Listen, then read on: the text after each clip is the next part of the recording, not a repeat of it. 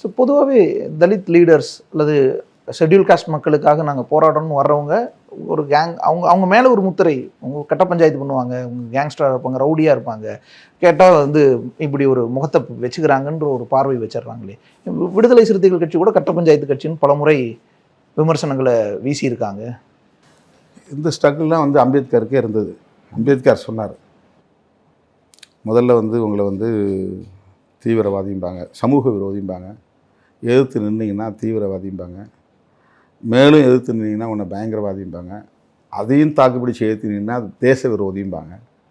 இதெல்லாம் நீ கடந்து தான் நிற்கணும்னு அம்பேத்கருக்கு அந்த நிலை இருந்தது. ஒடுக்கப்பட்டவர்கள் திடீர்னு அதிகாரத்தை நோக்கி நகர்வதை யாராலையும் அவ்வளோ ஈஸியாக ஏற்றுக்கொள்ள முடியாது. அப்போ நம்ம காலங்காலமாக கை கட்டி நின்றாங்க, வாய்ப்பத்தி நின்னாங்க, கஞ்சிக்கு வழி இல்லாமல் கிடந்தாங்க, அவங்களாம் இன்றைக்கி கோட் சூட்டு போட்டுக்கிட்டு அரசியல் பேசுகிறாங்க அப்படிங்கிறது தானே பொதுவான விமர்சனமாக இருக்குது.